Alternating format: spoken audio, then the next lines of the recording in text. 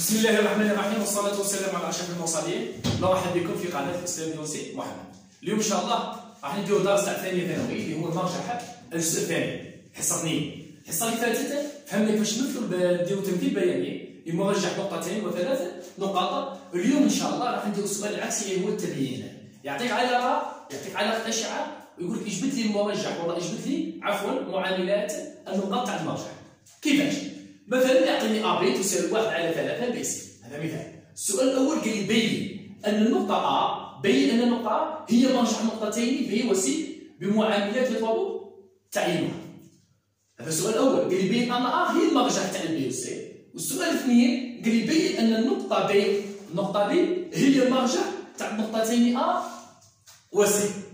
معناتها إذا عطاك علاقة أشعة أول تفكير خاطئ للتمرين هو يقول لك وراه المرجح النقطة اللي هي المرجح هنا.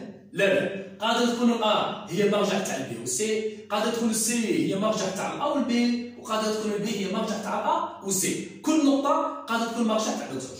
صح؟ تابعوني راح نحلو. السؤال رقم 1 قال لي بين سؤال 1 قال لي بين أن النقطة A نعاود هي المرجح. بين أن النقطة A هي المرجح تاع البي والسي. البي معاملها الفا والسي معاملها بيتا. معناتها الأ هي راها المرجح تاع البي والسي بمعاملات لازم نجبدو الفا والبيتا. كيفاش؟ دون إذا كانت أ مرجح تاع البي الفا والسي بيتا تحقق هذه العلاقة اللي هي الفا أ بي زائد بيتا أ سي تساوي الشعاع المعدوم. معناتها لازم نجبد الالفا والبيتا.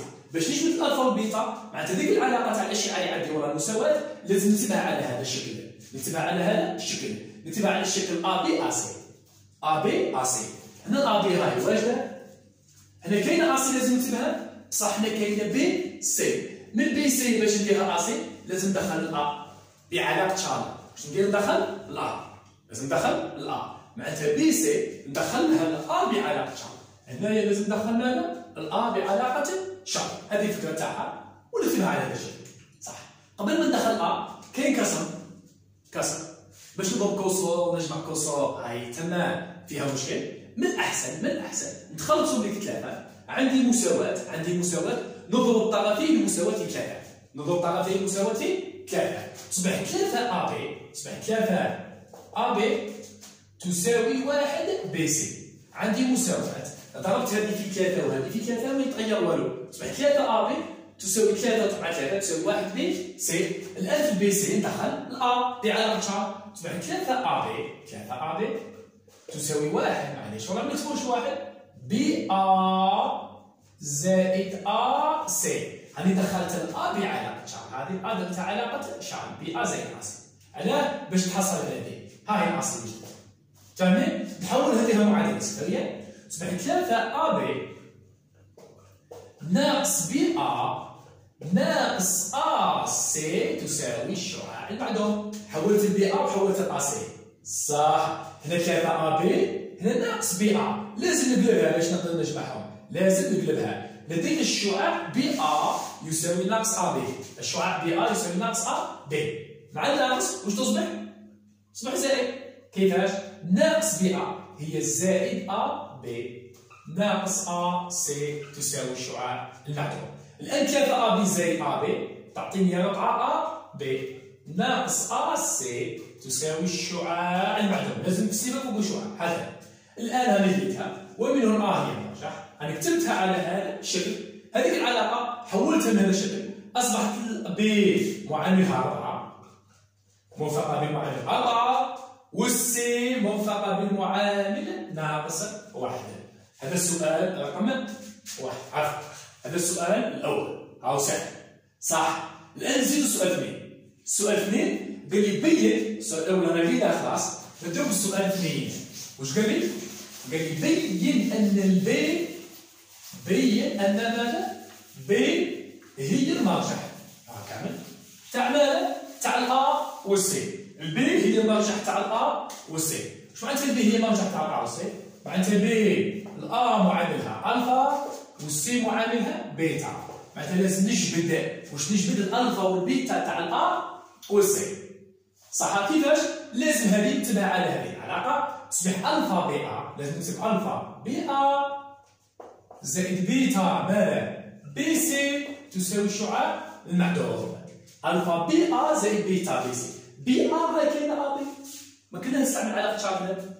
هنا بي سي هاي بي سي، ما كنا نستعمل علاقه شارل. واش ندير؟ نحولها ونديرها معادله صفريه وتخرج لي غيرها. ما كنا نستعمل علاقه شارل لان كاينه البي سي هاهي وكاينه ا بي اللي هي تقريبا بي ا نحولها. كيفاش؟ تصبح ا بي. الان لازم تخلص من 1 على 3 كسور، ما نحبوش نخدموا بهم، نضربوها كامل في 3. تصبح 3 ا بي تساوي بي سي. 3 ا بي تساوي بي سي. ضربتي 3 في 3 كما درنا بها. الان نحولها لنا تصبح 3 ا بي ناقص بي سي تساوي الشعاع المعدوم. الان نقلب ا بي تصبح ناقص 3 بي ا، لازم نقلبها. حنا نعرفوا ا بي كي نقلبوها تولي بالناقص. ناقص بي سي تساوي الشعاع المعدوم. الان هذه تبدا على هذا الشكل بسيطه جدا، ومنه به المرجح تاع الار معاملها ناقص 3 والسي معاملها ناقص 1. الار معاملها ناقص 3 والسي ناقص 1. انا درنا زوج اسئله في نفس المثال. الان نزيدكم مثال اخر. مثال اخر كيفاش راح ندير؟ راح ندير تقريبا نفس السؤال ولكن راح ندير لكم مرجح تاع 3 نقاط. نديروا نفس السؤال تاع 3 نقاط. اسمع، تاع نفس السؤال ب3 نقاط. مثلا يعطيني ا بي، مثلا نفس السؤال ب3 نقاط. مثلا يعطيني العلاقه ا بي تساوي 1 على 2 بي سي زائد 2 على 3 بي دي. هذا يعني ا بي تساوي 1 على 2 بي سي زائد 2 على 3 بي دي، ويقول لي بين مثلا ان النقطه ا هي مرجح النقط. مرجح ماذا؟ نقط ماذا؟ بي وسي ودي، موفقه بمعامله الطابور التعيين. قد يقول لي ا هي المرجح تاع البي والسي والدي، قد يقول لي البي هي المرجح تاع ا والسي والدي، قد يقول لي الدي هي المرجح تاع ا والبي والسي. الله يسهل، كل واحد تكون مرجح تاع ذو 3 نقاط. صح، تبعوني.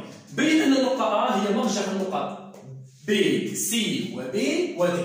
ا هي المرجحه، معناتها ا راه مرجح تاع ماذا وجهي؟ سي معاملها الفا، والبي معاملها بيتا، والدي معاملها جاما. لازم نجبدهم، هذول لازم نجبدهم. كيفاش؟ تبعوني زين. معناتها هذيك العلاقه لازم نتبع على الشكل هذا: الفا ا سي زائد بيتا ا بي زائد جاما ا دي تساوي الشعاع المعدوم. لازم نتبع على هذا الشكل: ا سي ا بي ا دي. تبعوني زين. الا بي هاي عندي، ها كاينه ا بي.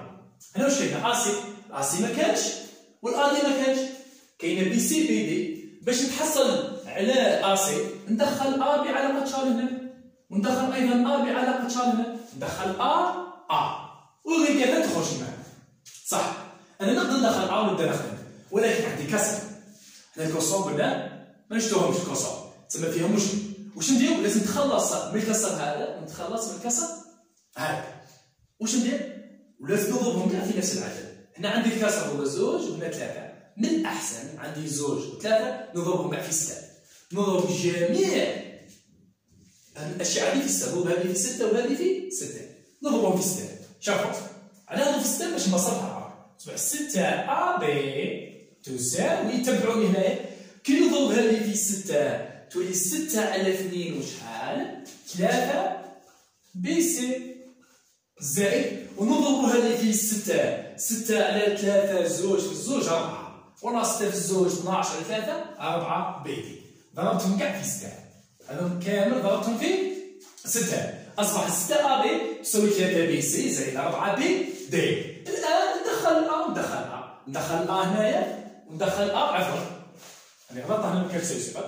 ندخل هنا وندخل هنايا، تصبح 6 ا بي وتساوي 3. ماذا؟ ندخل هنا، تصبح بي زائد سي. هذا تساوي الاشعه بي زائد سي. ندخل هنا، نزيدو ندخلو لهنا زائد 4 في البي دي. واش ندخل تولي بي زائد دي. ايضا ندخل هنايا الان ريقلها ننشرها ريقلها باش تخرج لنا الجبل. تبع 6 ا بي تساوي 3 بي ا زائد 3 ا سي زائد 4 بي ا زائد 4 ا دي. الان تفهم زين. هنايا عندي قلنا بي ا سي وهنا بي ا دي. شوف 3 بي ا ونزيدوا لها 4 بي ا تبع 6 ا بي هنا خليها كما راها. 3 بي ا زائد 4 بي ا تعطيك 7 بي ا زائد 3 ا سي زائد 4 ا دي. الان واش ندير؟ نحولهم كامل ونديرها معادله صفريه. تبع 6 ا بي ناقص 7 بي ا ناقص 7 بي ا ناقص 3 ا سي ناقص 4 ا دي تساوي الشعاع المحدود. حولتهم كاع قلنا فاهمين. 6 ا بي هنا حابين نبداو باش ا هنا 6 ا بي هنا لازم نقلبها ايضا. تبع 6 ا بي كي نقلبها تولي بزايد زائد 7 ا بي صح ناقص 3 ا سي خلي عليها كيما راها باديه بالأ هنا ايضا باديه بالأ خلي عليها كيما راها 4 ا دي تساوي الشعاع المحدود. 6 ا بي و 7 ا بي تعطيني 13 ا بي ناقص 3 ا سي ناقص 4 ا دي تساوي الشعاع المحدود. ومنه شنو؟ فإن ا هي المرجح هي المرجح وهذه 13 باش تبان لكم زين. هاي 13 ومنه هي المرجح سي بون. نقولوا ومنه هاني لقيتها هي مرجع الجمله نتاع البي معاملها 13.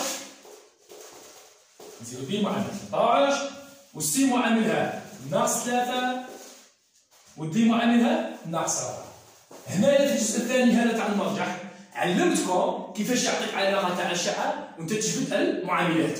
وفي الجزء الاول اللي درناه علمتكم كيفاش تبدلوا. وان شاء الله كاين الجزء الثالث والرابع نعلمكم في حوايج اخرى. والسلام عليكم.